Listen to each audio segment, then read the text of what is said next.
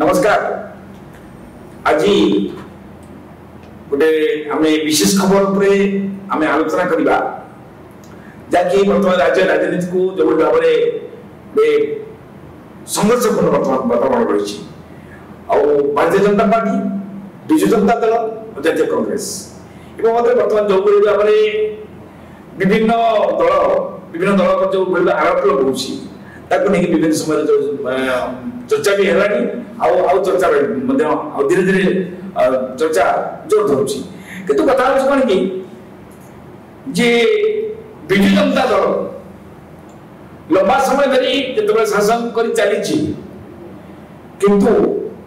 आज जो भाव में मुख्यमंत्री नवीन पट्टनायक लोकप्रियता कमी से बाबद आज चर्चा करवा मो सहित अच्छा मो गाँव पटे अच्छा दिव्यरंजन स्वाई इंजीनियर दिव्यरंजन स्वाई ओडिशा प्रथम राज्य महासचिव जे कि आगामी दिन में केन्द्रापड़ा जिला बर्तमान राजनगर ब्लॉक राजनगर निर्वाचन मंडली बर्तमान स्वाधीन भाई प्रार्थी लड़ाई बापटे अच्छा सुभाषिष पट्टनायक जे कि 2019 आम आदमी पार्टी बर्तमान मध्यम निर्वाचन मंडली प्रार्थी थे सी बर्तमान मो सहित जोड़ी आगामी दिन में आम आदमी पार्टी तर कौन रणनीति प्रस्तुत करुँच आसंता प्रथमे मुझे बर्तमान दिव्यरंजन स्वाई पाखक दिव्यरंजन बाबू आपको बर्तमान ये विशेष खबर स्वागत करुँची देखो विजु जनता दल लंबा समय धरिक 24 वर्ष धरिक शासन कर चली वो तो 2009 पर्यटन बीजेपी भीतर गठबंधन थिला आउ 9 रु 2024 पर्यटन जो भाव में निरंकुश शासन कर आसी मुख्यमंत्री नवीन पट्टनायक जो लोकप्रियता थिला प्रवर्तन अच्छी किंतु 2024 लोकसभा प्रार्थी देवाई अन्य दल को आनी बर्तमान बीजेपी लोकसभा सांसद प्रार्थी बर्तमान चयन कर नमस्कार मु सर्वप्रथम आप विशेष खबर धन्यवाद जनाऊँ आप विशेष खबर माध्यम ओडार 4.5 कोटी वृद्ध जनता पाखे सत्यासत्य पहुँचुची देखु बर्तमान ओडार राजनीति पाणीपाग जहाँ कहूँ जे एठी किछि बीजेडी बीजेपी किछि फरक ना आपनकर बीजेडी बीजेपी होउछथि मो आपन आगर पूर्व में कहिछि गोटिए कॉइन दुईटी पार्श्व विजु जनता दल ए 24 वर्ष सरकार भितरे विशेष कर 19 निर्वाचन पर वर्तमान तार स्थिति जानिला जे ओडिसा लोक ग्रहण करूना ओडिसा लोक परिवर्तन साधारण जे चाषीटी हो जे श्रमिक श्रेणी लोक हो से परिवर्तन स्वर उठेलानी विजु जनता दल सरकार कौन कला ना तार जो जगह 15 वर्ष जो जगह तार सीट जीतवा कष्ट हो कौन कला ना अन्य दल आमदानी करिकी निज बुहार सन पुरेला भली काम से करिछि आउरी गोटे कथा कहूँ आप देखिए 2019 जी लोक विजु जनता दल सरकार को विरोध करते से विजु जनता दल नेतृवृंद जो मैंने आपंकर कॉर्पोरेटर कथा कहतु विधायक प्रार्थी कथा कहतु से कर्मी जाए कहतु से विरोध करते से क्राइसिस मैनेजमेंट से थमी रहते किंतु 2024 तो ओपन विरोध होला अरे विरोध ये ध्वंस होवार कारण हो केवल बी कार्तिकेयन पांड्यान पांड्यान बाबू को विरोध करा आप बर्तमान देखो जे बी कार्तिकेयन पांड्यान बाबू बर्तमान ये निर्वाचन साइलेंट रहिले 600 कोटी खर्च करते हेलिकॉप्टर उड़ीकी निजर मौज कले और ओडिसा रो 4.5 कोटी जनता को टिकस पैसा गरीब कोटिका समस्त पैसा को निज हस्कुस उड़ी देले वर्तमान से निरव होई गले एवं पोस्टर मैंने ताको नाम हटै दियो से रेजिस्ट्रेशन दे देले किंतु वर्तमान कोन ना जून 4 तारिख पर जेतो सरकार गठन जदी करि पारंती सेतबेले से ओडिसा लोक को कोनी ताको राजूत करबा और घोड़ा टाउ आरंभ करिके और कोन आपन कहूची जो दल से आंदोलन को नेता आनिदंती से नेतृवृंद मैंने आछंती से नेतृवृंद मानकर गोटे सहारा दरकार था से मानक निज सब किछि नै दिबे को आपन एठी रखे में जाउछ पत्रन आसीबा सुभाषिष पट्टनायक बाबू जे कि वर्तमान आम आदमी पार्टी जे 2019 जे प्रार्थी दिले मु कहबी जे वर्तमान जो भाबरे मुख्यमंत्री नवीन पट्टनायक जो भाबरे वर्तमान अन्य दल को आनी प्रार्थी दैछंती किंतु बीजेपी मते सेही भाबरे देखो प्रवीण पाणिग्राही ତାଙ୍କୁ ମଧ୍ୟ ଆଣି ପ୍ରାର୍ଥୀ କରିଛି ଏଭଳି ମଧ୍ୟ ମାନେ ଅନ୍ୟମାନଙ୍କୁ ମଧ୍ୟ ଆଣି ପ୍ରାର୍ଥୀ କରିଛି ସେ କ୍ଷେତ୍ରରେ ଆପଣଙ୍କ ମତ କ'ଣ ରହୁଛି? ନମସ୍କାର। ଦେଖନ୍ତୁ ବିଜେଡି ଦୀର୍ଘ ବର୍ଷ ହେଲାଣି ଓଡ଼ିଶାରେ ଶାସନ କରି ଆସୁଛି ଏ ସମସ୍ତେ ଅବଗତ ଅଛନ୍ତି କିନ୍ତୁ ଏ ଦୀର୍ଘ ବର୍ଷ ଶାସନ ଭିତରେ ବିଜେଡିର ଗୋଟେ ଥାଏ ସୁଶାସନ ଆଉ ଗୋଟେ ଥାଏ କୁଶାସନ। ଆମେ ବିଜେଡିର ଦୀର୍ଘ ବର୍ଷ ଶାସନକୁ ସୁଶାସନ ବୋଲି କହିପାରିବା ନାହିଁ ସେଥିପାଇଁ ତାଙ୍କର ଯୋଉ ପ୍ରାର୍ଥୀ ଅଭାବ ରହୁଛି ଏବଂ ଅନ୍ୟଠୁ ଯୋଉ ପ୍ରାର୍ଥୀ ଆଣୁଛନ୍ତି ତା କାରଣ ହଉଛି କ'ଣ ନା ବିଜେଡିର ବର୍ତ୍ତମାନ ଲୋକପ୍ରିୟତା ଦିନକୁ ଦିନ ହ୍ରାସ ପାଇଯାଉଛି। ତାର କାରଣ ନା ମଝିରେ ଆପଣ ଦେଖିଥିବେ ସମସ୍ତେ ଓଡ଼ିଶାବାସୀଙ୍କୁ ଦେଖିଛନ୍ତି ସମସ୍ତେ ଜାଣିଛନ୍ତି ଯେ ମଝିରେ ଅମଲାତନ୍ତ୍ରର ଗୋଟେ ସମସ୍ତେ ଦେଖିଲେ ବିଜେଡି ଓଡ଼ିଶାରେ ଅମଲାତନ୍ତ୍ରର ଶାସନ ଗଣତନ୍ତ୍ର ଅମଲାତନ୍ତ୍ର ଶାସନ ଆପଣ ଦେଖି ଅମଲାତନ୍ତ୍ର ଶାସନରେ ଏତେ ଶୀର୍ଷ ଉପରକୁ ଗଲା ଏତେ ଅତ୍ୟାଚାର ଏତେ ଅନ୍ୟାୟ ଏତେ ସବୁ କ୍ଷେତ୍ରରେ ଆଜ୍ଞା ଆପଣଙ୍କ ଯୋଉ କ୍ଷେତ୍ରରେ ଆପଣ ଦେଖିବେ ଯଦି ଓଡ଼ିଶାରେ କିଛି ଡେଭଲପମେଣ୍ଟ କାମ ହଉଛି ଆପଣଙ୍କର ଓଡ଼ିଶାର କଣ୍ଟ୍ରାକ୍ଟର ମାନେ ସେ କାମ ପାଉନାହାନ୍ତି ବାହାର ରାଜ୍ୟର ଲୋକ କାମ ପାଉଛନ୍ତି।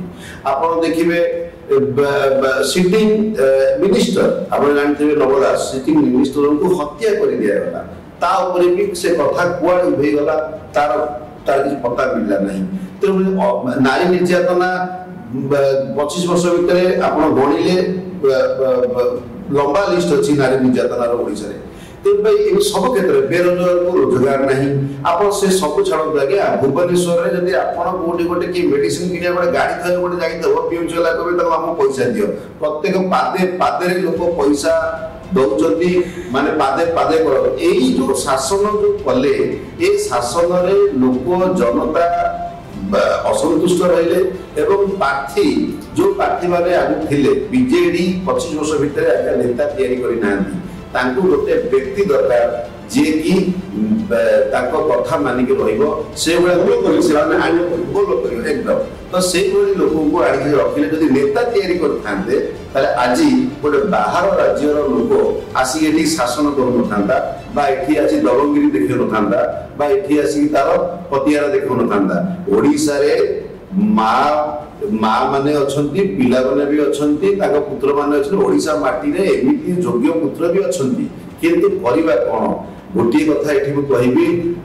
ଆମର ମୁଖ୍ୟମନ୍ତ୍ରୀ ଯିଏ ଅଛନ୍ତି ସେ ମୁଖ୍ୟମନ୍ତ୍ରୀ ଯଦି କାହାକୁ ଦାୟିତ୍ୱ ଦେଇ ଦେଉଛନ୍ତି ବାହାର ରାଜ୍ୟ ଲୋକଙ୍କୁ ତାହେଲେ ଆପଣ କ'ଣ କରିପାରିବେ ନା ଜନତା କ'ଣ କରିପାରିବେ ନା କିଏ କ'ଣ କରିପାରିବେ अपना सिक्का अगर फूटा तो हमें हम किसको क्या बोलना भाई ବର୍ତ୍ତମାନ ଆପଣ ବର୍ତ୍ତମାନ ଏଇଠି ବର୍ତ୍ତମାନ ଟିକେ ଅଟକାଇବା ପାଇଁ ଚାହୁଁଛି ବର୍ତ୍ତମାନ ପୁଣି ଆସିଛି ବର୍ତ୍ତମାନ ଆମର ଦିବ୍ୟରଞ୍ଜନ ସ୍ୱାଇଁ ପାଖକୁ ଦେଖନ୍ତୁ ଦିବ୍ୟରଞ୍ଜନ ବାବୁ ଯେତେବେଳେ ଗତ କିଛି ଦିନ ଧରି ଯୋଉ ଚର୍ଚ୍ଚା ହଉଥିଲା ବିଶେଷ କରି ଆମର ବିଜେଡିର ସାଧାରଣ ସମ୍ପାଦକ ଯିଏ ପ୍ରଣବ ପ୍ରକାଶ ଦାସ ସେ କହିଲେ ଯେ 10,000 ପ୍ରାର୍ଥୀର ଆଶାୟୀ ଅଛନ୍ତି ବର୍ତ୍ତମାନ ବିଜେଡିର ଟିକେଟ ନେବା ପାଇଁ କିନ୍ତୁ ଯଦି 10,000 ପ୍ରାର୍ଥୀ ଆଶାୟୀ ଥିଲେ ତେବେ ବର୍ତ୍ତମାନ ଅନ୍ୟ ଦଳକୁ ଯାଇକରି ବର୍ତ୍ତମାନ ବିଜେଡିରେ ବର୍ତ୍ତମାନ ଟିକେଟ ନେଉଛନ୍ତି ଯେ 10,000 ପ୍ରାର୍ଥୀ କୁଆଡ଼େ ଗଲେ କାହିଁକି 10,000 ପ୍ରାର୍ଥୀକୁ ତା ଭିତରକୁ ଚୟନ ଦରକାର ଅନ୍ୟ ଦଳ ଜଣାଗଲା ସେ ଶୁଣନ୍ତୁ ଆପଣଙ୍କର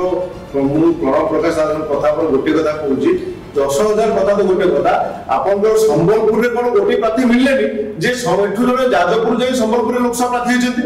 ତା ସମ୍ବଲପୁରରେ କ'ଣ କୌଣସି ଗୋଟିଏ ଯୋଗ୍ୟ ପ୍ରାର୍ଥୀ ନାହାନ୍ତି ଏବେ ଏସବୁ କହୁଛି ଗାଲୁଆଙ୍କର ବାରବାଟୀ ଚାଷ ଗାଲୁ ମାରିବ କାହାକୁ ମନା ନାହିଁ ଏବଂ ବିଜୁ ଜନତା ଦଳରେ ଯାହା ବଡ଼ଭାଇ ମୋର କହିଲେ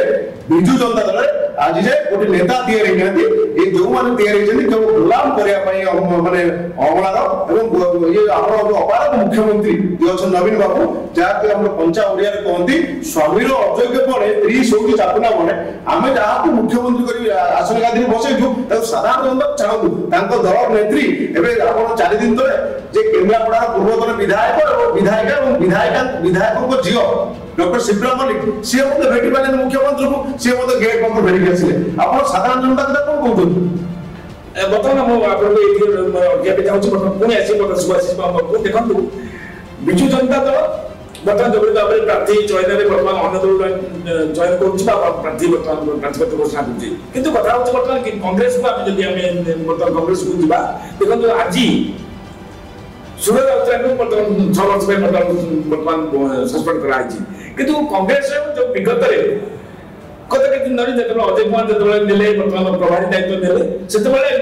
कांग्रेस तो किछि होते तार डालपाला माने सुदृढ़ होता आ गचरे पत्र कौन होता मुझे कही कांग्रेस गच बड़ा होची ना फूल दौर ना फल दौर किंतु बर्तमान कांग्रेस जहाँ आगू जाऊला बर्तमान कांग्रेस पुणी बर्तमान बैकवर्ड पड़े से राजनीति आप मत कौन रही हाँ देखो आपण जदि ओडिशा राजनीति को आमे आखिरा को नबा ताले एठी बीजेपी पॉकेट रे बीजेडी तो एमाने दुई जण एक किंतु जनता को आगे एमाने एक भुआ बुलोचन सेति में इंडिया अलायंस जो आपण सब पार्टी लोक एकाठी मिसिकी कांग्रेस आम आदमी पार्टी अन्य सब पार्टी मिसिकी इंडिया अलायंस गोटे आबर हेला तो बर्तमान इंडिया अलायंस को जनता समर्थन करिवार समय आसी जायछि एमाने दीर्घ वर्ष धरी शासन करके जनता मान एक प्रकार दिगहरा कर माने टेम्पोरारी बेनिफिट देकी एक प्रकार लोभनीय जमती कि गाँ गली रे जब देखिए आप एसएचजी ग्रुप तैयारी एसएचजी ग्रुप रे ताकू कौन परमानेंट योजना दिया जाऊ नहीं टेम्पोरारी योजना कारण कहीं चेरी पड़ेब तक योजना दि जाऊनी योजना लोभ देखिले से पुणी आउथरे आसीबो तो एही टेम्पोरारी योजना देखैकी जनता मान एक प्रकार पश्चिम दिगहरा कर दिया जाए जनता मान बर्तमान बुझार समय आसी कांग्रेस प्रधानमंत्री नरेंद्र मोदी बर्तमान जो ग्यारंटी कार्ड खेलिले बर्तमान से विगत जहाँ सब माने योजना आसी ओडिशा को से बहुत केंद्र योजना ताको केवल विजु जनता दल निज ना करी ये सब नहीं किंतु ये सब तो कथा आम गोटे पाखे रखा बट कांग्रेस कथा को आसुँच कांग्रेस का स्थिति कहीं धीरे धीरे दुर्बल होगा कांग्रेस स्थिति दुर्बल होवार कारण जे कांग्रेस जो पुराना नेता माने अछंती से नेता माने वर्तमान आगो को सक्रिय होवार बहुत आवश्यकता रही एवं नुआ जो प्रार्थी माने कांग्रेस नब यंग लीडर्स मानू सही लीडर मानू यदि कांग्रेस चयन करता यदि आगु आनंदा तले निश्चित सुनिश्चित ओडिशा रे कांग्रेस पुनर्बार सरकार परिवारे बा इंडिया अलायंस रो सरकार परिवारे किछि असुविधा नाही बा आम आदमी पार्टी हो बा कांग्रेस हो एमाने दिजण मिसिकी भी बा अन्य दल मिसिकी भी ओडिशा शासन करि परिबे किंतु ए जो पुराना नेता माने अछंती से माने जदि स्थिर रहंती जदि से माने जदि नूतन नुआ जो युवक जो लीडर्स माने आसुन से माने सुजोग दियन्ते ताहले कांग्रेस ओडिशा रे पुणी सुदृढ़ होबार यथेष्ट संभावना अछि कांग्रेस फायदा दे पर नै बहुत धन्यवाद आसी बर्तमान दिव्यंजन सिंह बाबू के देखो दिव्यंजन बाबू आपण आगामी दिन में बर्तमान केन्द्रापड़ा जिला बर्तमान राजनगर ब्लॉक होइबा जिका से बर्तमान राजनगर निर्वाचन मंडली रे आपण स्वाधीन प्रार्थी में बर्तमान निर्वाचन जाउछु बोली चर्चा होछि किंतु कथा होछि देखो बर्तमान एही प्रश्न होछि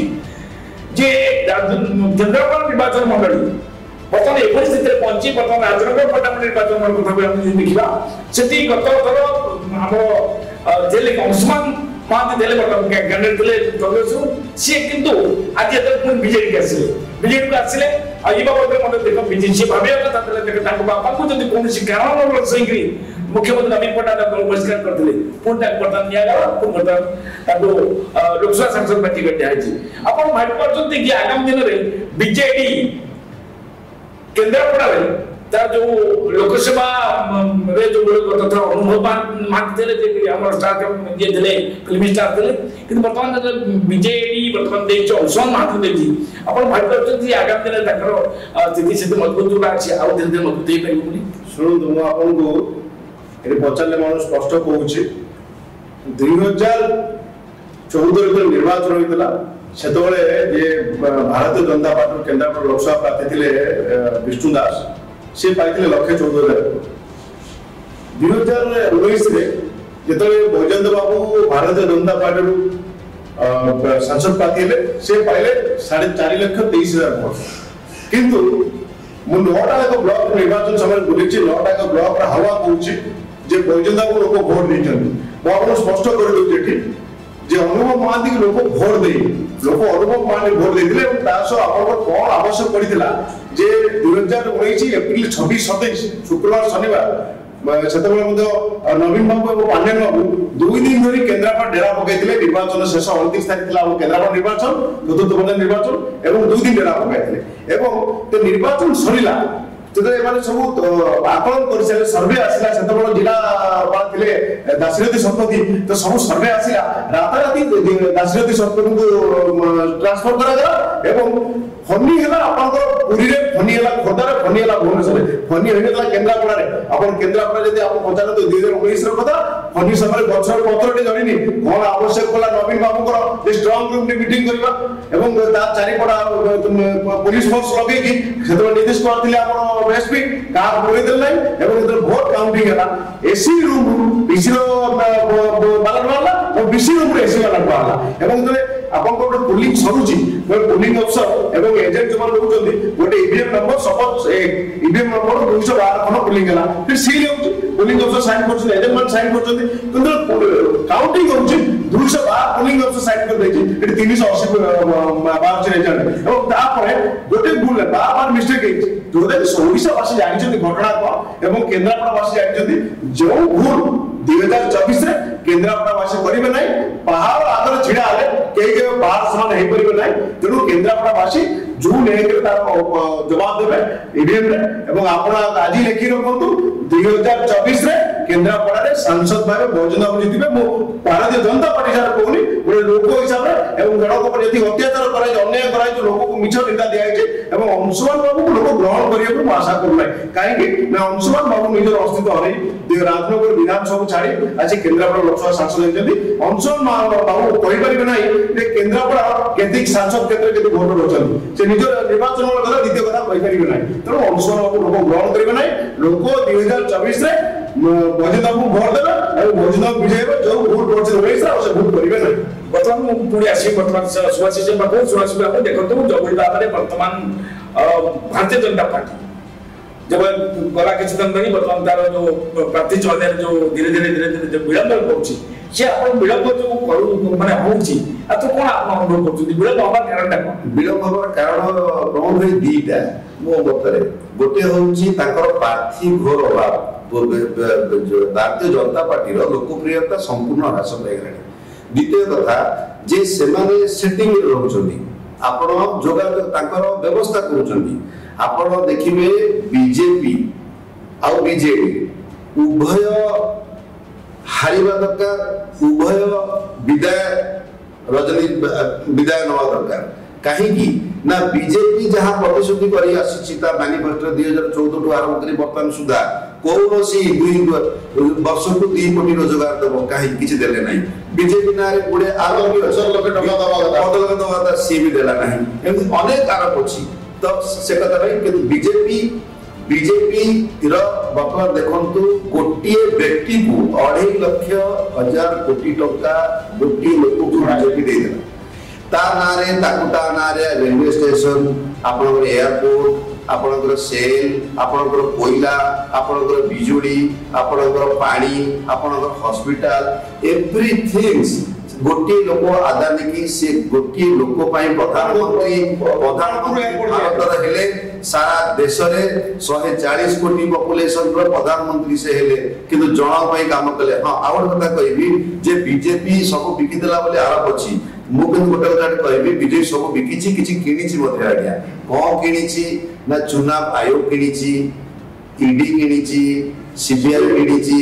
ଉଚ୍ଚତମ ନ୍ୟାୟାଳୟ ଉପରେ ଏତେ ପ୍ରେସର ପକାଉଛନ୍ତି ଯେ ନ୍ୟାୟାଳୟ ବି ନ୍ୟାୟ ଠିକରେ ହବା କୋଉଠି ନା କୋଉଠି ମାନେ ଦ୍ୱନ୍ଦ୍ୱ ପରିସ୍ଥିତି ସୃଷ୍ଟି କରୁଛି। ତ ଏଇଭଳି ଯୋଉ ପରିସ୍ଥିତିରେ ଯୋଉ ବିଜେପି ଗତି କରୁଛି ସାରା ଭାରତରେ ଏବଂ ଓଡ଼ିଶାରେ, ଯୋଉ ଏଠି ଯୋଉ ବାହାର ରାଜ୍ୟର ଜଣେ କଣ୍ଟ୍ରୋଲ କରୁଛି, ଯୋଉ ଏକଛତ୍ରବାଦୀ ଶାସନ, ତ ଏଇ ଯୋଉ 2 ପ୍ରକାର ଇଏ ରାଜନୀତି ଲୋକ ଜନତାମାନଙ୍କ ପାଇଁ ବିଲକୁଲ ଶୁଭଙ୍କର ନୁହେଁ। ମୁଁ ଆପଣଙ୍କ ମାଧ୍ୟମରେ, ଏଇ ଚ୍ୟାନେଲ ମାଧ୍ୟମରେ ମୁଁ ଗୋଟେ ବାର୍ତ୍ତା ଦେବାକୁ ଚାହୁଁଛି ଆମର ଓଡ଼ିଶାର ମା ମାନଙ୍କୁ, ବିଶେଷ କରି କାରଣ ସେଇ ମା ମାନେ ହିଁ, ଯୋଉ ଏସଏଚଜି ଗ୍ରୁପର ମା ମାନେ ହିଁ ବିଜେଡି କୁ ଜିତେଇବାରେ ତାଙ୍କର ଯଥେଷ୍ଟ ହାତ ଅଛି, ଏଥିରେ କେହି ଅନ୍ୟଥା ନାହିଁ। ମୁଁ ସେ ମା ମାନଙ୍କୁ ହାତ ଯୋଡ଼ିକି ତାଙ୍କୁ ଅନୁରୋଧ କରିବି, ସେ ମା ମାନେ ବୁଝନ୍ତୁ ଯେ ତାଙ୍କର ଓଡ଼ିଶାରେ ଓଡ଼ିଆ ପୁତ୍ର ମାନେ ଯଥେଷ୍ଟ ସକ୍ରିୟ ଅଛନ୍ତି। ତେଣୁକରି ଆପଣ ମାନେ ବୁଝନ୍ତୁ ଯେ आसंता पीढ़ी जदि माँ जदि निजे भांगीदेव ताले कहीं रक्षा कर आशा जे माँ मैंने निश्चित रूपे बीजेपी को बीजेडी को त्याग करेंगे एवं इंडिया अलायंस को साथ देगी आगु आसवे यह हमर विश्वास समय बहुत कम अच्छे बर्तमान संक्षेप दिव्यांजन बाबू कहि देखो राजनगर विशेषकर केन्द्रापड़ा जो बर्तमान निर्वाचन बर्तमान अच्छी बीजेपी स्थिति कौन अच्छी संक्षेप कहे देखो बीजेपी विधानसभा क्षेत्र में स्थिति ये सुदृढ़ जदिव नहीं किंतु संसदीय क्षेत्र में भारतीय जनता पार्टी स्थिति मजबूत अच्छे आ बाकी तो एमाने नेता अपन बापुरा देखो विजय महापात्र को एमाने नहीं आसले 25 वर्ष जो विजय महापात्र को माने अहिलेको सपोर्ट यात्रा विजु जनता सहित नवीन बाबू सहित तांको पुरा पुड़ी आनिले नवीन बाबू को लेबू पानी दे विदा कराइतला तांको को कोते आनिले तेणु एटी सब पुरा पुड़ी गणेश सरकार जे कांग्रेस आरंभ सी बर्तमान सरल बसिले माने ताली बाबू तेणु एटी बीजेडी हो कि बीजेपी जे भी सरकार को आसीबो ओडिसा पाई से असुबो किंतु केन्द्रापड़ा संसदीय क्षेत्र होउचे भारतीय जनता पार्टी रो नेता गजेंद्र बाबू शुभम बर्तमान बहुत बहुत धन्यवाद आम भीतर को आम आसिले राजनीति बर्तमान कोविड भाव में गोटे गुड़िया पानी भली बर्तमान रही जाइए से क्षेत्र में आलोचना कर पुणी आम आज विदाय होची नमस्कार।